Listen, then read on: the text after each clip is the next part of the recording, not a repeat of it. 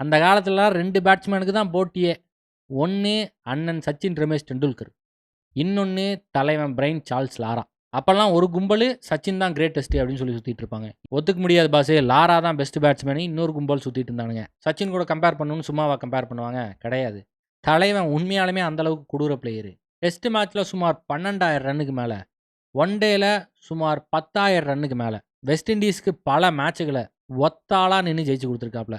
தலைவன் எவ்வளோ கொடூர பவுலராக இருந்தாலும் சரி, ஷோல்டரில் ஒரு ஷேக்கை போட்டு அடிச்சா அடி, இடிச்சா இடி தான். 200, 300லாம் இப்போ அசால்ட்டாக அடிக்கிறாங்க. இன்னும் வேர்ல்டு ரெக்கார்டு இண்டிவிஜுவல் ஸ்கோரு அன்னைக்கு அண்ணன் பிரைன் லாரா அடித்த 400 ரன் தான். அதுக்கு கொஞ்ச நாள் முன்னாடி வரைக்கும் டெஸ்ட்டில் அதிக இண்டிவிஜுவல் ஸ்கோரும் தலைவன் தான் வச்சுருந்தான். 375 என்னமோ அடிச்சிருந்தாப்ல.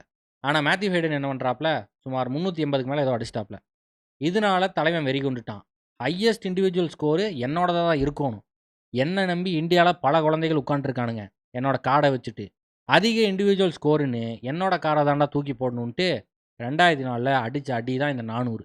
ஷார்ட்டாக போட்டால் புல் ஷாட்டில் பிரிச்சிருவான், வைடாக போட்டால் கட் ஷாட் அடித்து வெளுத்துருவான். இது போக ஸ்பின்னர் ஏதாவது வித்தையை காட்டான்னு சொல்லிட்டு பண்ணானுங்கன்னா இறங்கி வந்து ஸ்டேடியம் விட்டெல்லாம் வெளியே அடிச்சிருவாப்ல. தலைவன் யார் போட்டாலும் சரி, எப்படி போட்டாலும் சரி, அடி அடின்னு அடிச்சிருவான்.